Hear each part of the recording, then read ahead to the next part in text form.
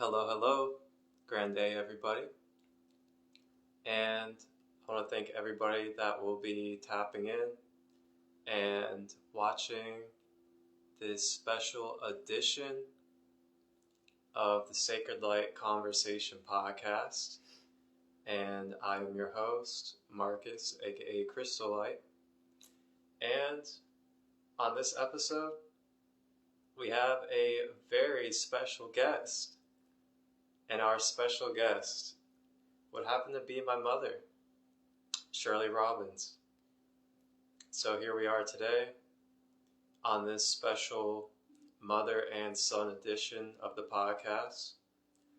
And today, you guys will all have the opportunity to learn about the special woman, the queen, the mother of my life. The one that birthed 8 pounds, 12 ounces in one stitch. So welcome to an Instagram Live that I hold. And welcome to my podcast, Mom. Thank you for being open enough to share your story today. And thank you for wanting to do this with me. This is very special. And this is also going to be very special for all of my brothers and sisters on the Instagram family that really love what I do and connect with me every week and every day. And I'm sure they're pretty curious about the mother of this special healer and inspirer for all of them. So, how are you feeling? Honestly, my feet are tired. Back's a little sore, but I'm ready. All right. Well, my mother is Shirley Robbins, and she is a longtime registered nurse. She is a mother of myself, as well as my sister Kayana, who is 15. And my mother Shirley has quite the story and quite the journey that she has been through throughout her life. And she has overcome and greatly achieved a lot of things basically on her own through a lot of trials and tribulations. And yeah, let's go ahead and begin with diving into who you are. So let's dive into when you were younger and what your childhood was like growing up, and then into your teen years, if you would like to share. Well, I grew up around a bunch of boys, so it was a lot of mud pies and building forts and ramps and flag football in the snow in the winter. A lot of definitely winter activities. I don't miss the snow, that's for sure. One thing I did experience in my childhood, I was sexually abused by one of my neighbors, so that was awful odd growing up across the street from somebody that abused me for a couple of years, probably around 4 years of age. And every sign and symptom was there of what was going on with me, but nobody ever spoke up or said anything about it until much later on in my lifetime, like late teen years. And then, but it didn't really pertain to what happened to me as a child.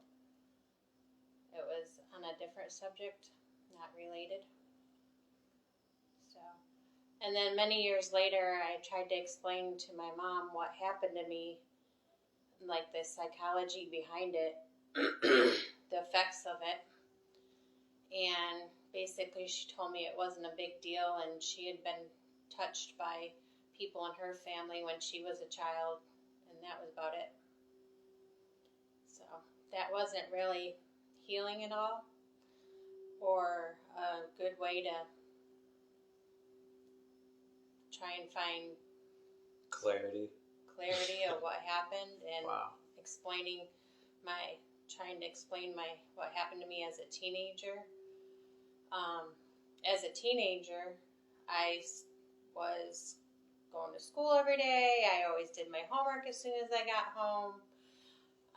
Wasn't really any issues.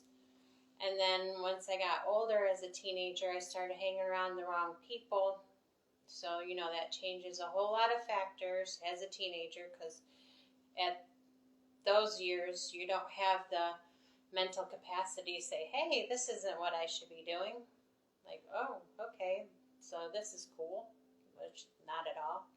Going to parties when you're 13 or 14, and then having sex young because you were abused. Plus, I was missing the father role model most of my years growing up because he was busy. So,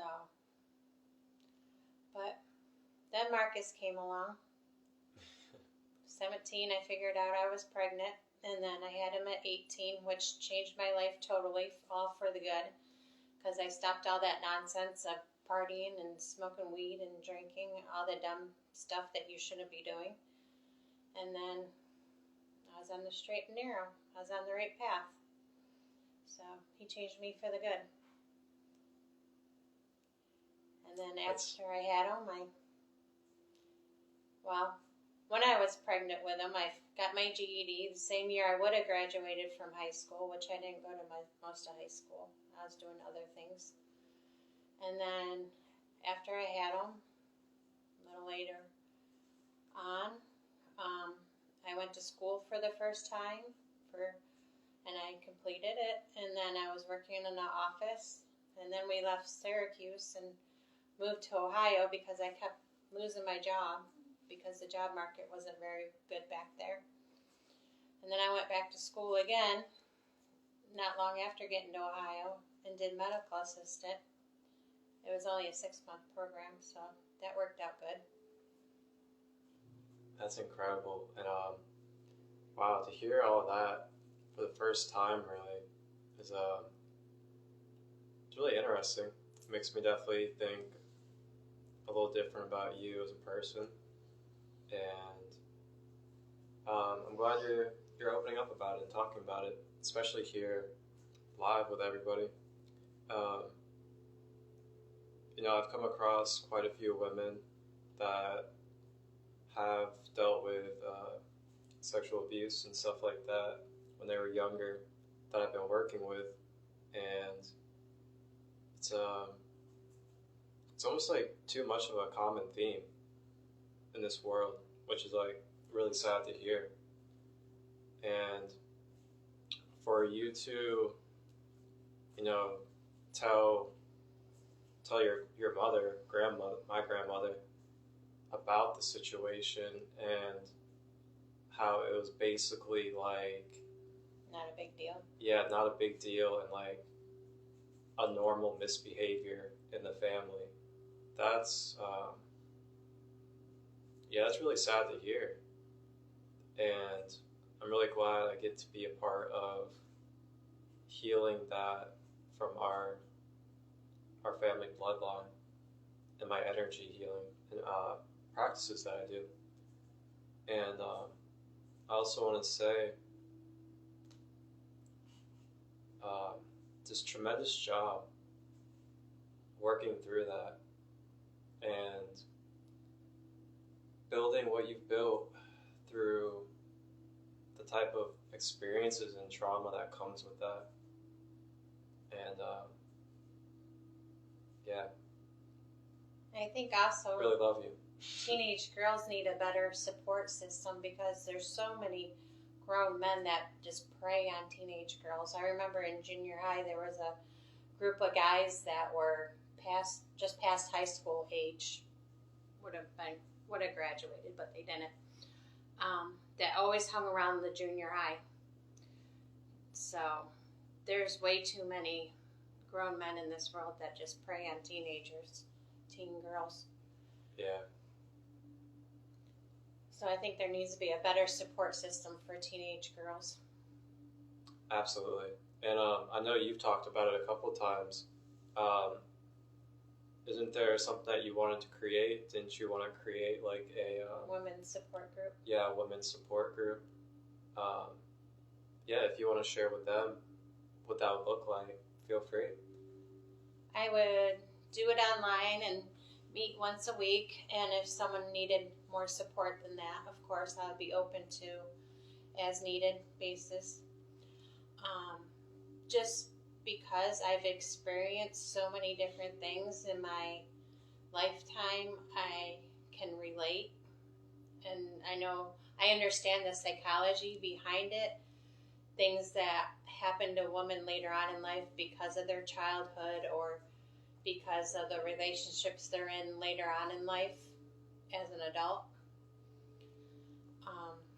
So I would definitely be someone they could lean on, someone that they could talk to openly and honestly.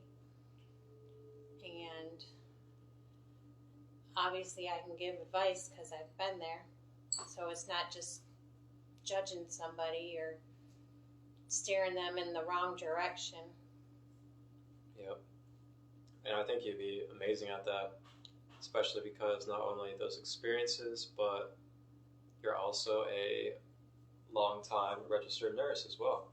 So that comes with a lot of experiences in the medical field, ups and downs, good and bad type of experiences with people, and really a whole entire spectrum of different things. So I feel like that on top of it would be a really good addition to holding a support group, because you'd really have a deeper understanding of just how humans can be under trauma and other things, and you just have a really wide experience and knowledge about health and the medical side of things. And here in a moment, I would love for you to touch upon your nursing journey with everybody. And I'm just going to go ahead and see what comments we have here real quick.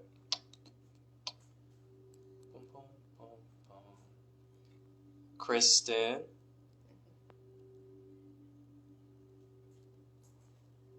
Thank you all for being here. Thank you all for supporting me and my mother tonight. Kristen says she loves us both. A brother from across the seas said he was sorry that you went through that. God bless you all. And yeah, thank you everybody else that's just getting here. My mother was just touching on her experiences in childhood and how she had to overcome sexual abuse at a young age. And now we're about to get into her nursing journey. So wherever you would like to start off, feel free to go ahead and touch upon that. Well, I ended up being a medical assistant for 7 years. 6.5 of those years I did urgent care and occupational health, but then I also got my feet wet at working as an ER tech, and basically whatever they needed, I did. I was a workaholic, basically. And then yeah, I would say so. Yeah, I would cancel any plans and immediately go to work, no matter how many days in a row I had already worked. But then my IUD slipped out of place 11.5 years after somebody, and well, that was about 11 years, half a year cooking, baking. And then I was blessed with my miracle girl, which is Marcus's little sister. And hey, Kiana. My IUD slipped out of place. So You want to say hello? They never ended up taking it out because it totally flipped around. They were worried about dislodging Kiana since she was actually where she was supposed to have been. So then it kept moving and it went up to my placenta, and I was septic and had to have her the day after I turned 30. I had her on Christmas Eve. Mm-hmm. That was a total different experience than Marcus. Marcus was 5 days overdue. 18 hours of hard labor and back labor. Oh my gosh. Yeah, Ooh. in one stitch. But her was an emergency C-section, and she weighed 1 pound 11 ounces, and then we spent 4 months in the NICU. But after I had her, I woke up in a dark room, and I didn't have any clue of giving birth or where she was or how she was or how she looked or anything about her. So I woke up in a dark room with a couple doctors standing over me, and they didn't really say a whole lot. And then the next day, they brought me a picture of her, and then it all just continued from there. But that wasn't the best birth experience anybody could ever wish for. But she's here.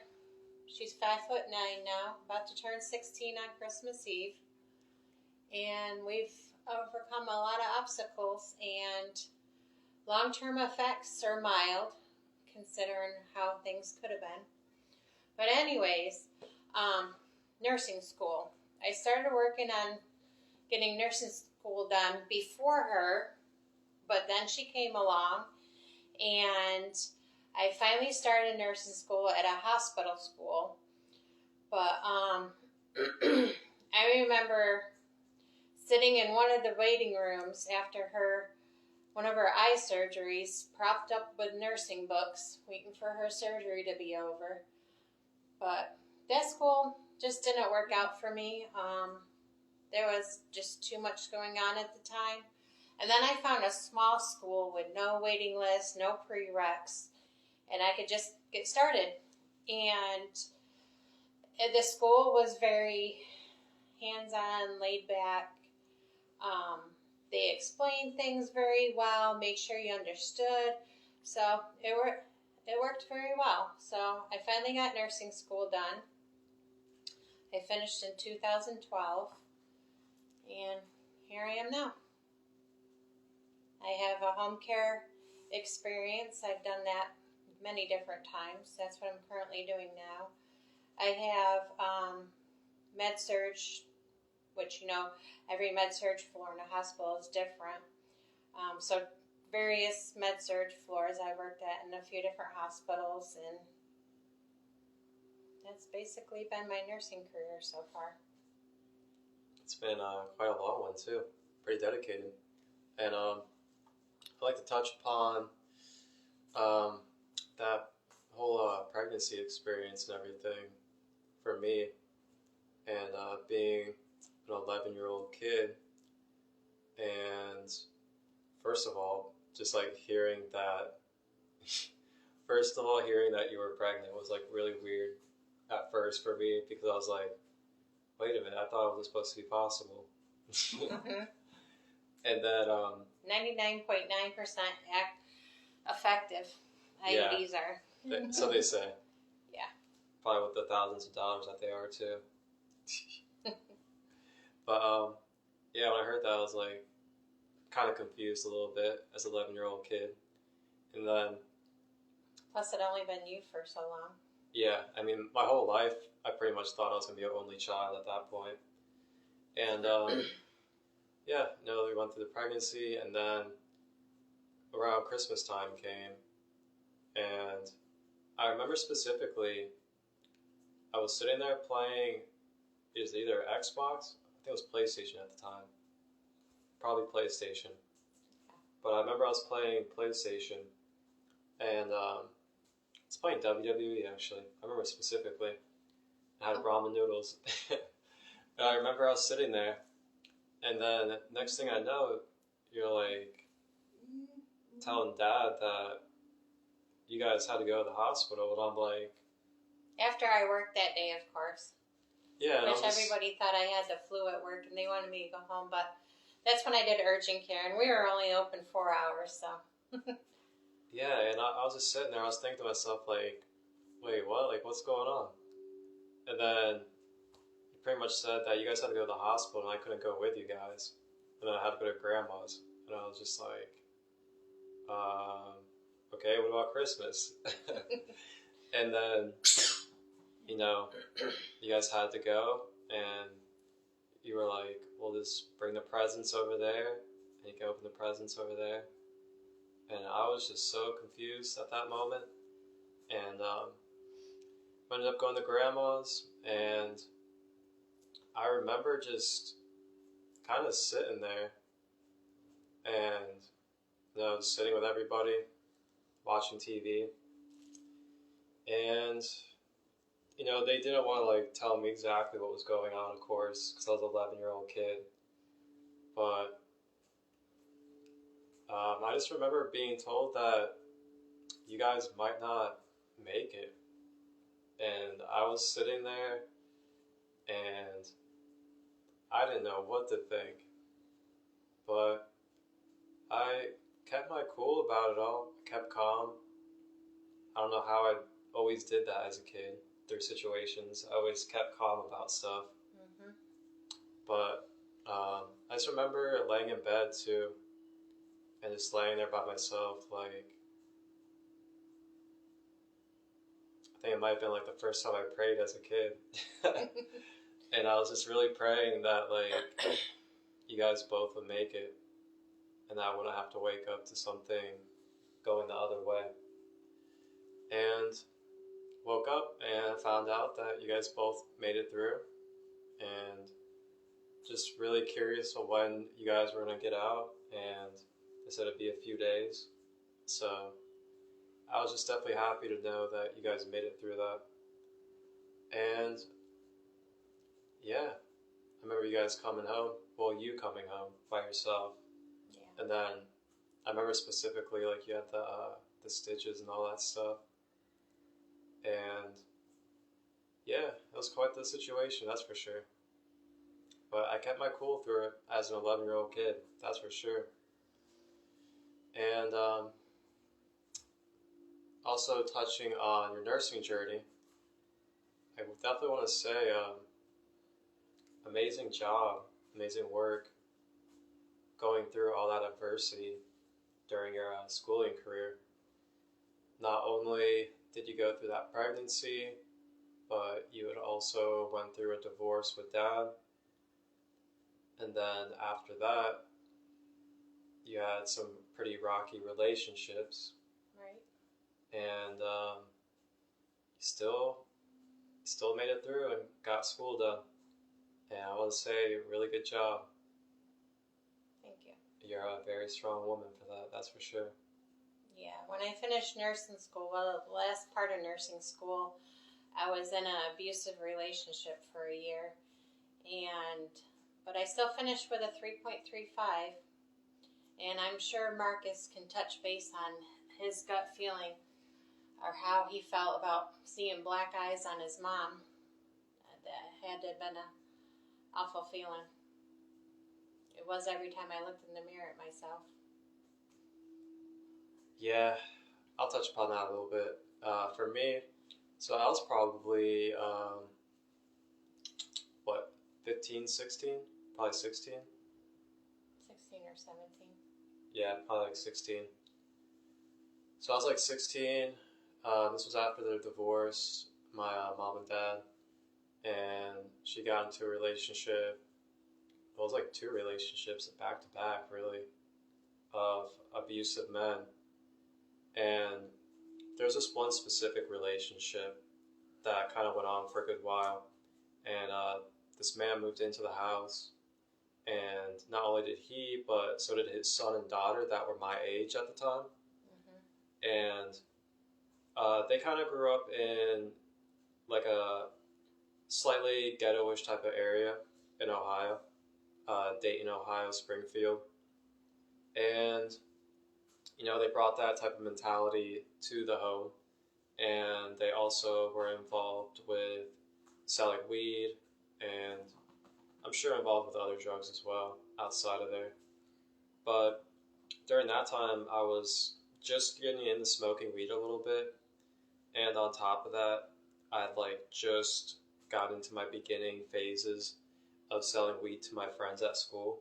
So those 2 influences came together. mine and theirs when it came to the selling weed. And then on top of that, just it was really interesting being around them because they had a love-hate relationship with their dad. Mm-hmm. They didn't even want to be around him half the time. But his son acted just like him. Yeah, and then on top of that, we started selling weed together, and yeah, I'll never forget. There was a night where we were all three in the basement, and we were all down there, and then we heard like some loud talking, and then next thing we know, we heard the stairs. And come to find out, you were what, like pushed down the stairs or something?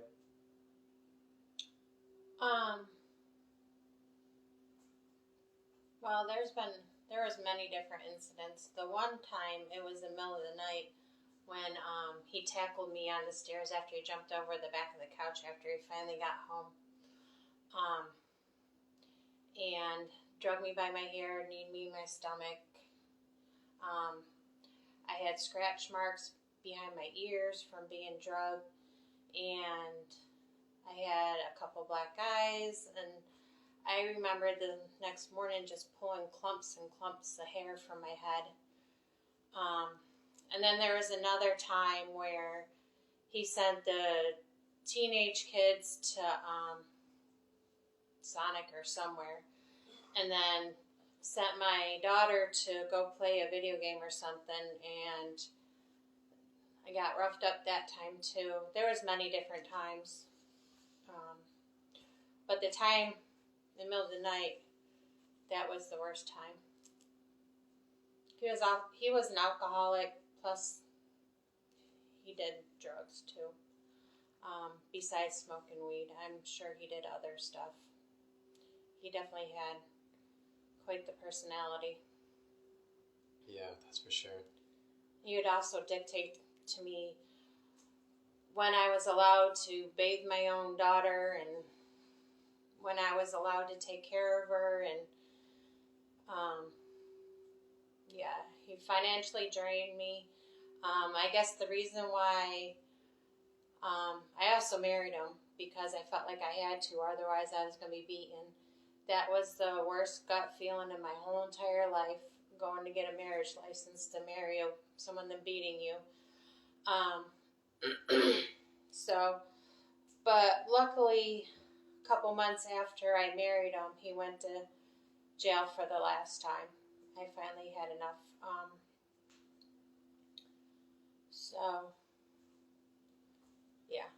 But I still had to go through the whole divorce process. Annulment, I don't think that really is a thing. But it was pretty easy because he was in jail then. And then I found out I was pregnant after he went to jail too, so I did have an abortion because there was no way I was going to have a lifelong tie to someone that was beating me or hide a baby from a woman beater. There's just no way. So. Yeah, that would have been something else.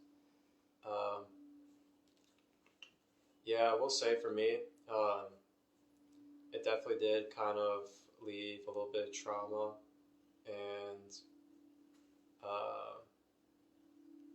what would be some good words? Well, there's that other... I would say kind of like divide between me and you. Yeah. Without really like consciously wanting there to be. There's just kind of like an energetic thing because of those experiences. And yeah, because I remember, I was trying to like express to you how I really wanted you to leave him. But when you're manipulated. Yeah, you were just so far into that manipulation that it was almost like a war between me and you whenever I would try to say something. And everybody ended up arrested because of him, because one day his daughter thought it would be a good idea to call the cops because he wasn't supposed to be around me. because she wanted them gone so she could have her freedom. And then, of course, I protected them because that's what women being abused do. They protect their abuser.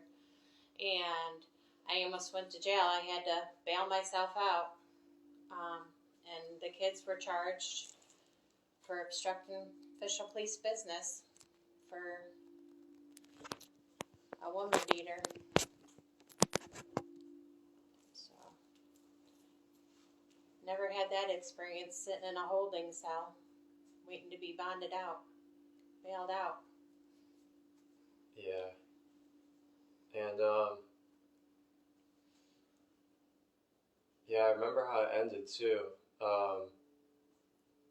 That day that he got arrested for the last time, I remember me and his son, we had just gotten home from school, and he wanted us to do something. I think it was like cut the grass. And we like went out back, and we were just like, we don't even want to be here anymore. And that was when we disappeared. Mm-hmm. So we just like opened the fence and just left. And we went over to my old friend Will Hamilton's house over in Mainville. And we just went over there. And I was at work. I was doing home care then. And my phone kept ringing. So I ended up leaving work. And then I got to the end of my street. He was sitting there waiting on me. Oh, I had stopped at one of Marcus's friend's house first to see if he was there on my way. And the friend's parents followed me, which luckily they did. Yeah, it was Nate's house, right? Yeah, right. And then he was sitting at the end of the street waiting for me. I got out of the car. Well, as I was getting out of the car, he pulled me out of the car, and then he had his fist up in the air, and he was about to pound me, but then Marcus's friend's parents walked around, which made him stop. And then the cops were called, and then I just froze in the middle of the street. He wanted me to leave with him. I was not leaving with him. I just froze. I couldn't do it anymore. And then I had a small black eye at that time from an incident a few days before that. So the cops had saw that when they had showed up. So after they were there for a little while, I said, I am not safe. I said, you guys have got to finally do something. I said, I can't do this anymore. I'm done. I'm not safe. So finally they did. They arrested him finally. And then they tased him and had to use their force to get him in the back of the car. But then after he was in the back of the police car, the police had gave him permission to hand stuff over to his kids. So, which one thing was his wedding ring, his wallet, which my stuff was in his wallet because he didn't have any money. So one of my cards was in the wallet, and a safety deposit key was in his wallet, and he instructed his kids what to do. After being tased, mind you, they gave him free reign. So the next morning, well, his father had came and got his kids, and then the next morning, his father, because he was a junior, and his father went to the bank with his ID and the safety deposit box key and emptied out the safety deposit box, which had $5,000 that belonged to me in there because it came from my insurance company for my house. And then the bank tried to tell me there was nothing they could do about it because they were both had the same name, which nobody has the same name. There's junior, senior, the third, blah, blah, blah. Nobody has the same date of birth. That's father and son. And they had very different addresses, and they clearly looked nothing alike, totally different ages. And then finally, my bank would finally do something after I showed them my restraining order. Then they finally told me to keep it a hush-hush and gave me my money back. Wow, that's interesting. I never heard that. Yeah. Wow. Oh, wow. And then after he went to jail the last time, after that incident, He tried contacting me via his sister that lived in, I think, Washington, nowhere near Ohio. And then he tried calling himself, and then through other people. I did not give in. I finally reached my limit, and I was done. Yeah, quite the period, I tell you. It was a long year, 2012. Longest year of my life. Good old 2012, the end of the world. Oh, man. And here we are now. Here we are. And, yeah, I love you. Love you too. Oh, hello, Sarah.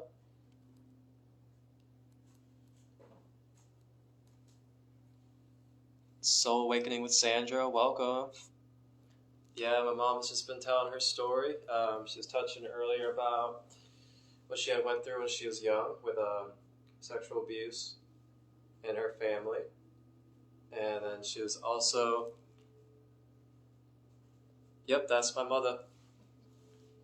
And then she was talking about her experiences of nursing school and abusive relationships that she had went through after my father.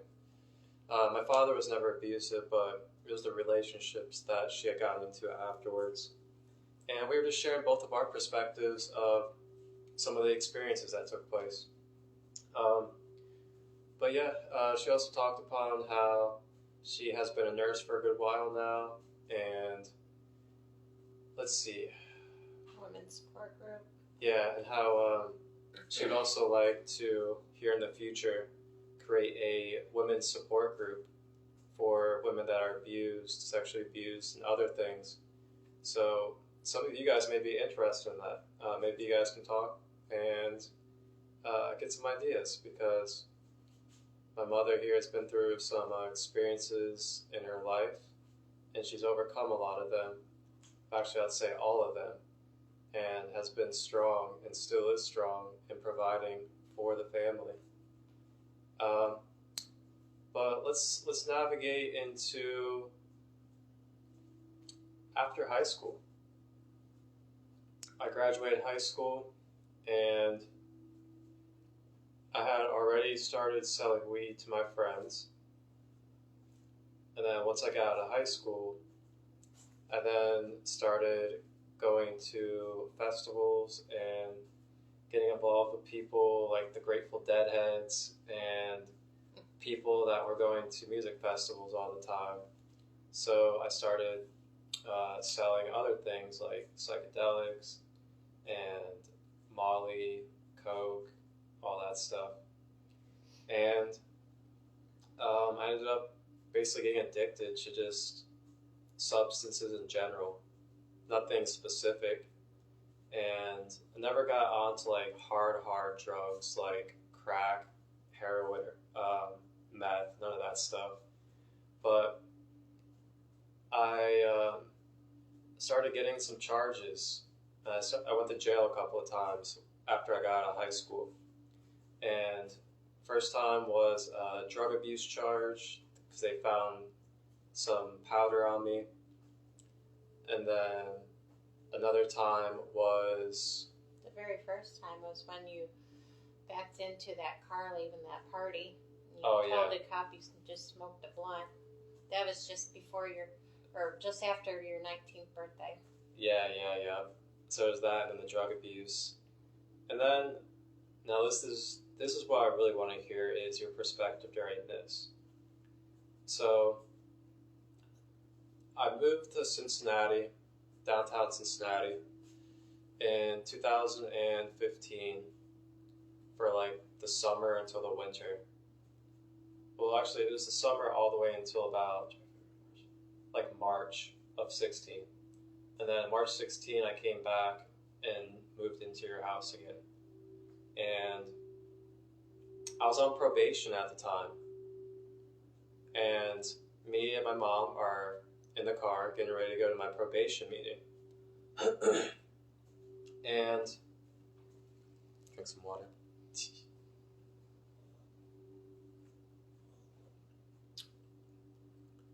So we're in the car, driving to the probation meeting, and I'm in the driving seat, she's in the passenger.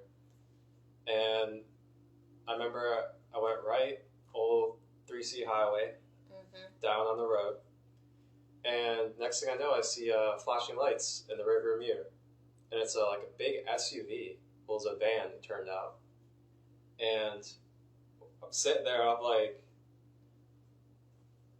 why am I getting pulled over right now? I didn't do anything. Yeah, there was absolutely no reason traffic-wise. Yeah, so we're sitting in the car. Cop walks up. And next thing you know, he's just like, I'm going to just see your ID. So I give him my ID. And then he's like, sir, I'm going to need you to step out of the car. And I'm just like, for what? And what did he say? I had like a lane violation or something.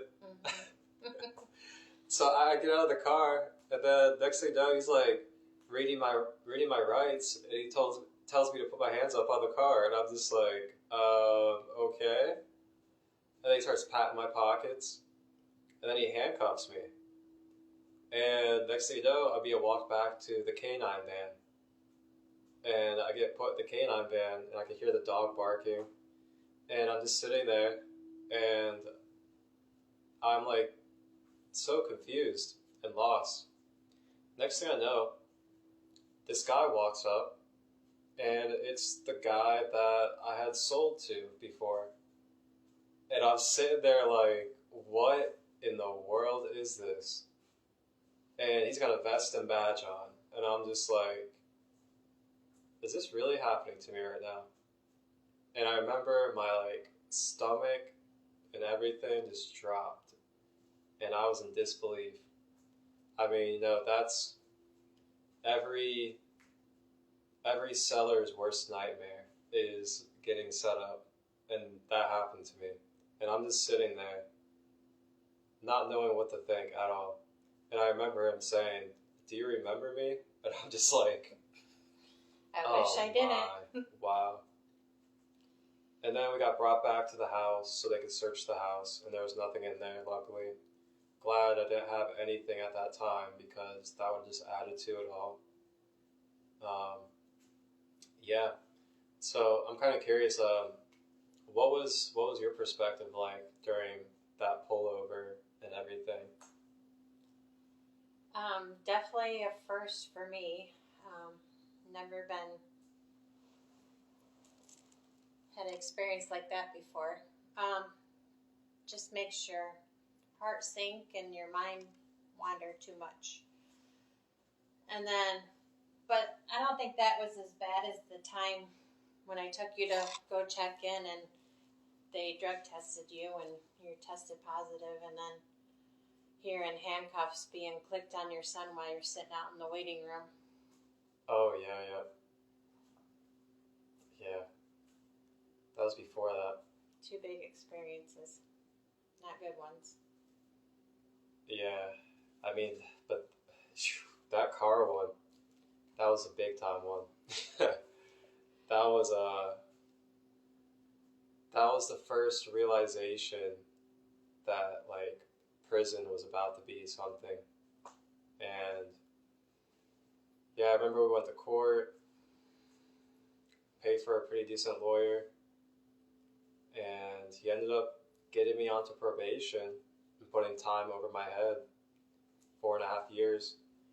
And I did pretty alright for like the first good while. And then I just didn't change my environment and people, and I ended up smoking and started failing my test because I was smoking.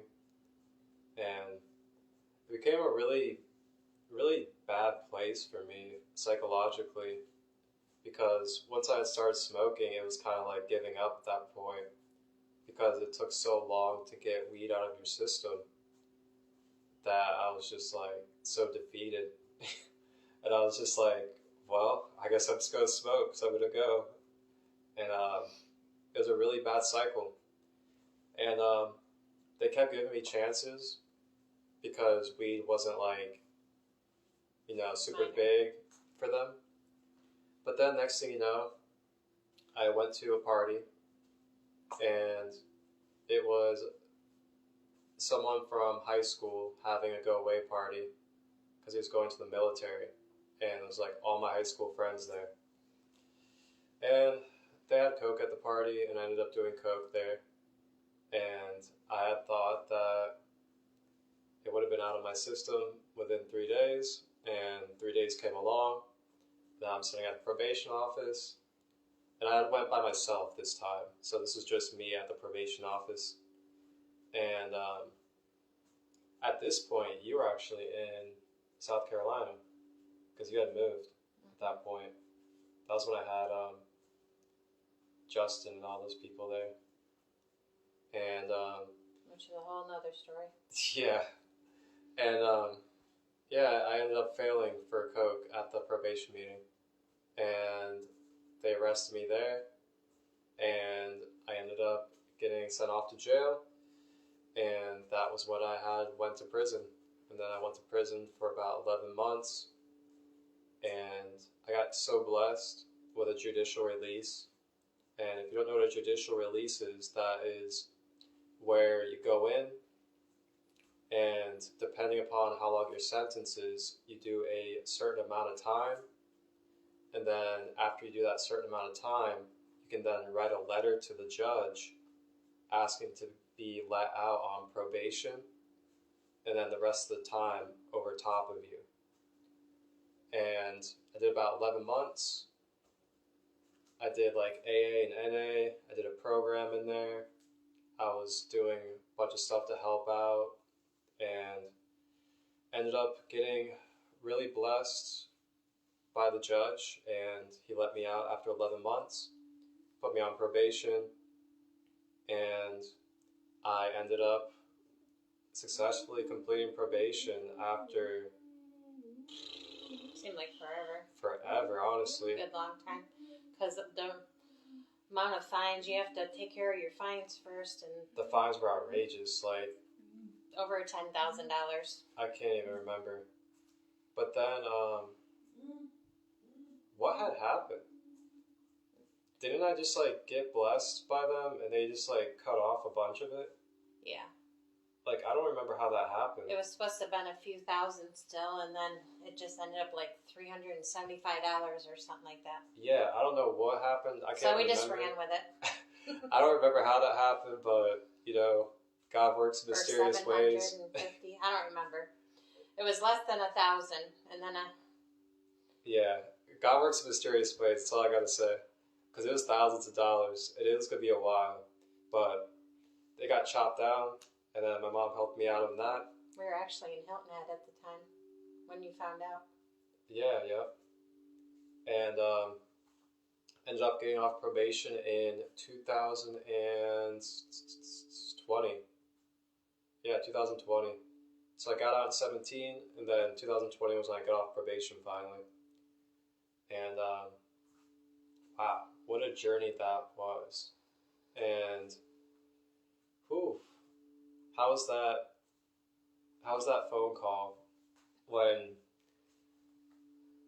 I had finally told you this time that I was going to prison? My heart just sunk, especially since we weren't in Ohio anymore, his sister and I. I just needed to leave Ohio. I had enough. Needed a new place, new environment. So, yeah, it wasn't a good feeling at all. And of course, his sister and I took some trips back there to go see him while he was incarcerated. Which, luckily, I think she was young enough where she doesn't really remember that well. Going to a jail. Yeah. To visit her brother. Mm-hmm. On Easter. Yeah. Easter 2017. I actually posted a picture on my page. They've seen it. They've, yeah. But yeah. And then I was much happier to run back the day he got released. yeah. That was such a good time. finding out that I was going to get that judicial release, and then ended up being like 2 days before Thanksgiving. Like, what a Thanksgiving that was. That was really cool. And I remember getting out my white beater and sweatpants. Oh, man. And then we went to that hotel for the night. Let's see. Where else should we navigate to?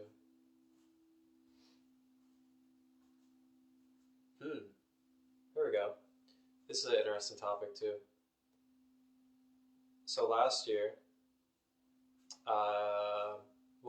December 2020, I was in my last partnership, and my partner at the time, she was going through so many mental imbalances, pharmaceuticals, smoking on top of it, and dealing with controlling manipulation of her parents throughout her life. Her parents, like, basically feeding her head that I'm like part of a cult and doing all these crazy things. And we came down here for a little bit and lived here at my mom's, and then also went through a pregnancy, and wow, that was a nightmare. And ended up taking upon some very, very ugly things said to me as well whenever you guys weren't here, and ended up losing that child. And I'm just curious, what was that like for you to see me going through a relationship with somebody that was struggling mentally that much mentally? Yeah, every time you turn it around, she was running back home after trying to kill herself, and then ways she was trying to not be pregnant after they both told me around Christmas time that they were expecting. And then one minute you think you're going to be a grandma, next minute you don't know what to think. You don't know what's going on, and many times she went back home after different mental health episodes, and then she'd come back and everything would be good for a little while, and then things just happened over and over and over. Yeah. And I remember I've been working my ass off being a GN. Yeah. Oh my God. 70-hour weeks, 60-hour weeks, getting called in at night because I'd have the passcodes to stuff, and I'd be 30 minutes away because the workplace was 30 minutes. So I'd get up at like 10 o'clock at night, drive all the way up there just to do a passcode. Man, that job was... Even when you had a day off, you had meetings via phone, or have to order supplies, or the store calling with issues of not mixing up the pizza dough right so it didn't rise, and running out of supplies. Or welcome in, everybody. Sitting here with my mother, talking about her life story and some of her experiences and some of my experiences as well, getting both of our perspectives. But on top of that, I had to deal with a really imbalanced, toxic relationship, and then that whole pregnancy thing, which is all of that on top of working 60 to 70 hours a week, trying to maintain my own sanity doing that, and trying to do whatever to make it work. Yeah. They lived in my RV for a little while to give them so they had enough privacy, but that wasn't right either. Yeah. I don't think it would have mattered if it was a mansion on the beach. Yeah, we had condos on the beach too. Yeah. But I just remember there was one day I had left for work, and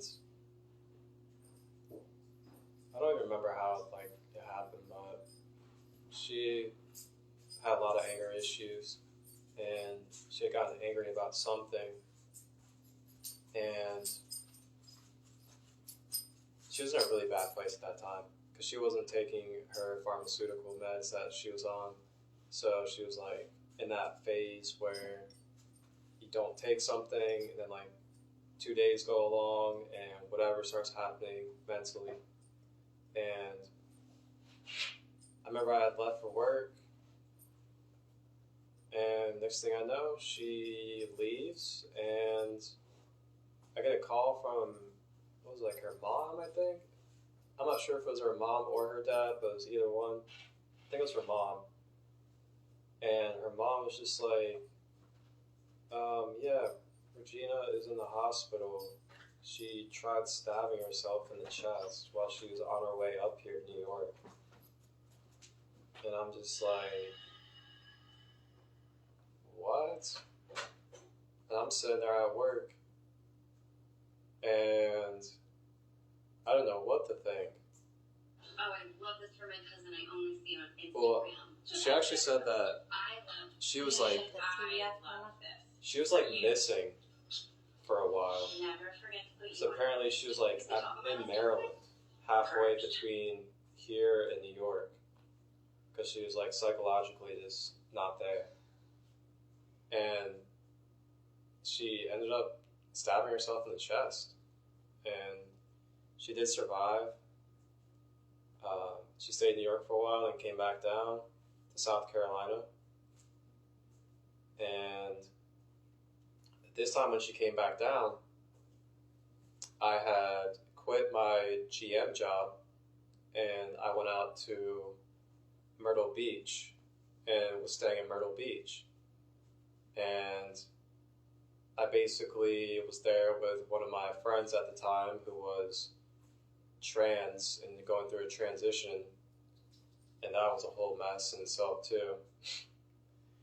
And I ended up being the only person paying for anything at first, and then I asked you to help because it was only me paying for stuff, and I ended up spending all of my money, not getting anything back from either one of them.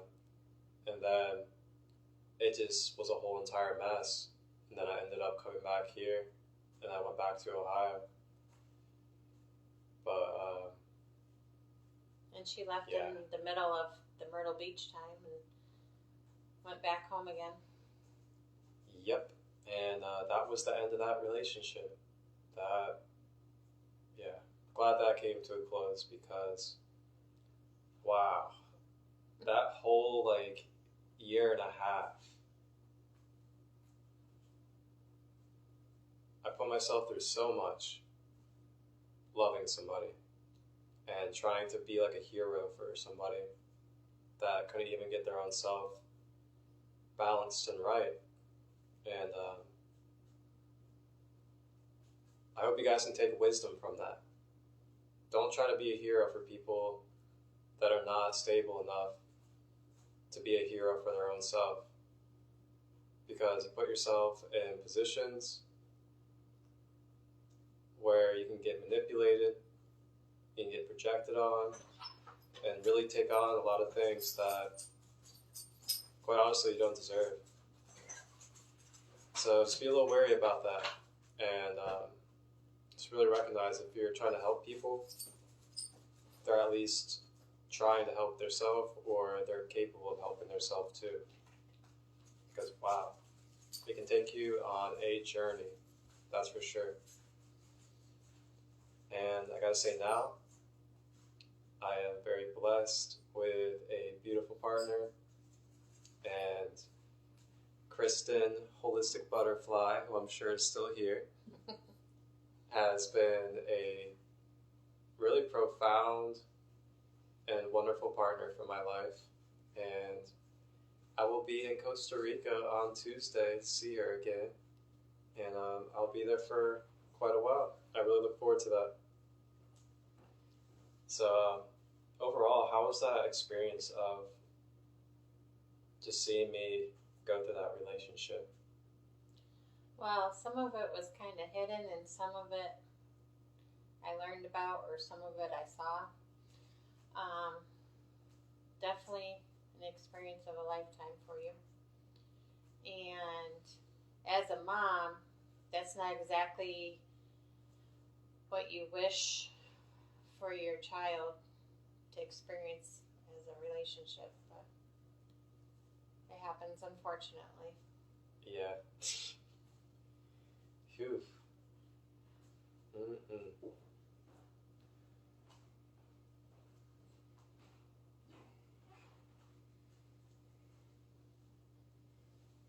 And yeah. Now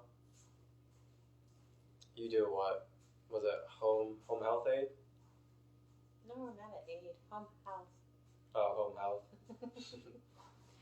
Although I do clean up my patients when they're sitting in pee. I will do whatever it takes to get my people as right as I can get them. There's no way I'm going to leave somebody sitting in their own mess. Or make sure they have a meal or fluids or what they need. Yeah. You are very selfless, that's for sure. Very selfless. Is there any other points of your life that you want to share? Anything that we kind of missed out on? Well, I touched base briefly about how Kiana got here, but that whole day, I went to work. I worked the 4 hours. I was supposed to work like 17 hours that day as a pregnant person, as a high-risk pregnancy. Mm. But I only ended up working the 4 hours at urgent care. And then I got home and felt pressure. And I knew at that point something wasn't right. And I called my doctor. And he was like, "Who is this?" And I said, "The pregnant one with the IUD." "Oh, yeah." He said, "Go to the hospital." I said, "I know. That's why I'm calling you." So I went to the hospital I was supposed to go to. And he got there, I think just after I did. And they had hooked me up. And the pressure I had felt ended up being contractions. So, and they did my vitals and all that stuff. And my heart rate was elevated. They gave me Percardia to try and get it down, which didn't work. And then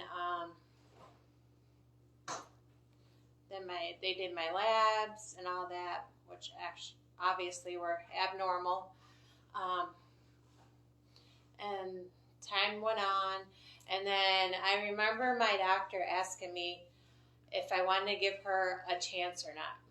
I said to him, I did my research, and I said, I know 23 weeks is typically the cutoff, whether a baby has a chance or not. So I said, of course I'm going to give her a chance. We already made it to this point.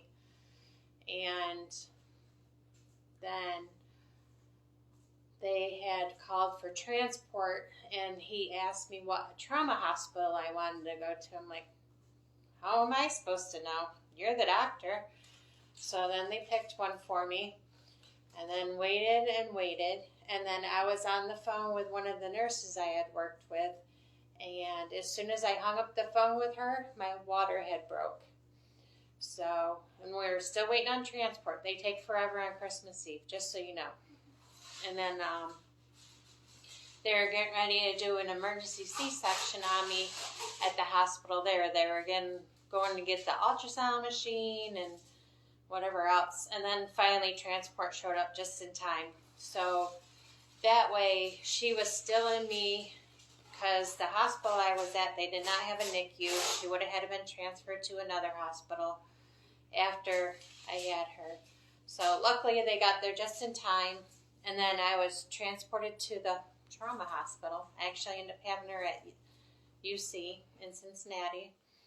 And I got there, they were asking the whole 50 million questions all over again. Then they were like, forget this, we don't have time for this. So then they started trimming me up. A lot of nicks, a lot of sore spots down there. And then they were going to wait for the residents to get there. Then they're like, no, never mind, we don't have time for that. So then they took me to the OR room. and they transferred me to that little skinny table, the OR table. And the last thing I remember before I had her is having 2 bad contractions back to back and being held down on the table while you're trying to curl up. And it was all no memory after that until I woke up in the dark room. So. Wow. And an ambulance ride while you're having contractions is a little bumpy. Ooh. But luckily transport got there in the nick of time. Those miracles do happen. Yep. Miracles definitely happen. And miracles seem to be a big thing in this family. And they seem to keep on unfolding, that's for sure. Yeah, she was supposed to be an Easter baby, but Christmas instead. Christmas Eve. Yeah. Your birthday is the 23rd of December, and hers is the 24th, and then Christmas is the 25th. And that was a hell of a way to turn 30 the day before. Gosh. Wow. And, yeah, the miracles just keep unfolding for this family. And then we spent exactly 4 months in the NICU. Our first 3 weeks were at UC, and the first almost full week, she was on a BiPAP, and then she ended up getting pneumonia, and then we were on a vent for 2.5 months. And then at 3 weeks, her patent duct didn't end up closing after 3 rounds at Indocin. So we were transferred to Children's Hospital at that point, and we spent the rest of our time at Children's because there was no reason to go back and forth if she would have needed more surgery. So 3 weeks old, they went in and closed her patent duct. That was her first surgery. And then time went on, and then while she was still on the vent, she ended up with group B strep, so we overcame that. And there was also, in our NICU time, there was plenty of times where she would bear down to poop, and she would stop breathing, and they'd have to bag her. One of the times, I went back to work a few weeks after having her, and one of the times I was at work, and I called there to check up on her, and someone answered the phone. They did not say hello or anything, and then I heard in the background, code blue, pod F1, which was her pod. So, and then the phone hung up. So then I called right back. I said, that is my baby. I need to know what's going on. And then they told me that she had bared down again, and they were bagging her. And,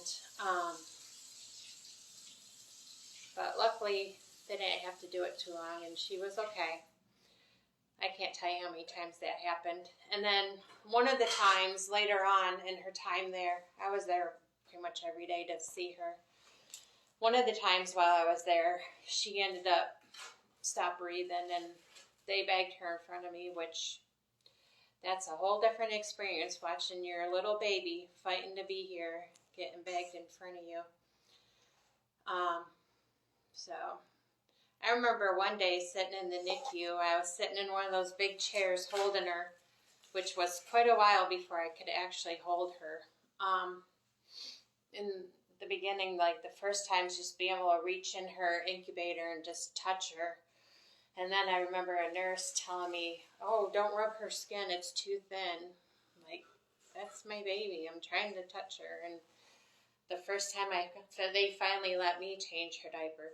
But fast forward back to later on in the NICU, I was sitting in one of the big chairs holding her. My chair was turned, so I was facing the back of the pod, and one of the nurses, Angie, came up and, no, it was Tanya. One of them, I remember her face. She had came up and asked me if I needed anything, if I was okay, and I had just turned around and I had tears in my eyes. I said, I just need to be able to take her home. So it was a very long journey. And then finally, towards the end of our time, she had got off the ventilator. She had an NG tube for a while, and then because premature babies do not have that normal reflex of suck and swallow. They have to learn it. And then she had a swallow study done, and she passed that, and then we got the hang of the whole suck and swallow after that. She actually did really good. She must have liked that chalky stuff. And then a week before we finally got to come home, she had her first eye surgery. She had retinopathy from being on the vent and oxygen, and unfortunately they need oxygen, but there's side effects. There's side effects to everything. So, yeah, we had 2 surgeries while in the NICU and a few after. Ooh.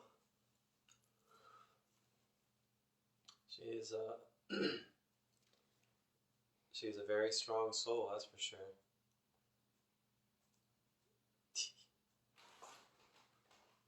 But we never had a feeding tube or a trach.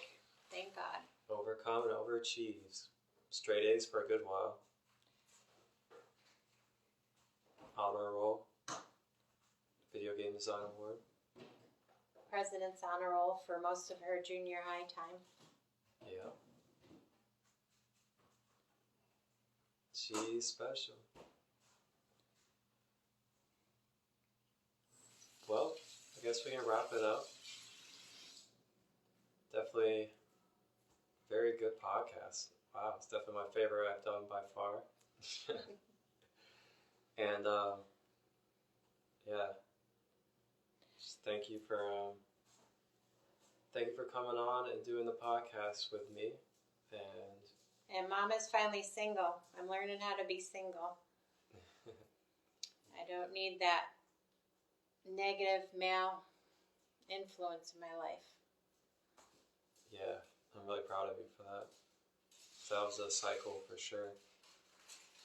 Too many times where I sit there on the phone being like, Mom, you know exactly what to do. Mm-hmm.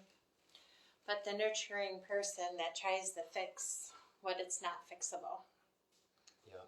So ladies, if there's red flags, run like hell. You can't fix it. I learned that myself in my last relationship too. Yes. But yeah. And I actually have a special announcement too for everybody out there. I know we have Costa Rica retreats coming up in December and January, but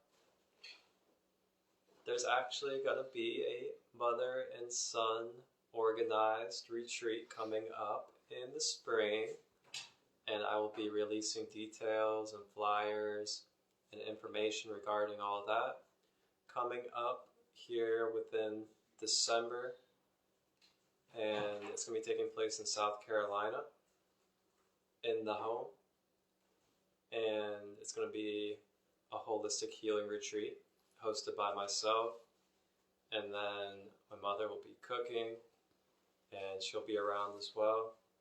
And baking. That's the most important thing. And baking. So it's going to be some good home mother cooking and baking. And it's all going to be plant-based food. And I'll be doing my practices, teaching courses, and we'll go gem mining and some other things. But I'll release all that information here in due time and let you guys know the prices and all that good stuff. But thank you all for tapping in and supporting and being a part of another one of my Sacred Light Conversation podcasts. And this was the Mother and Son Special Edition. Love you, Mother. Love you too. Thank you for doing this. I'm really proud of you. You're welcome. Anytime. Alright guys, have a good night. Much love.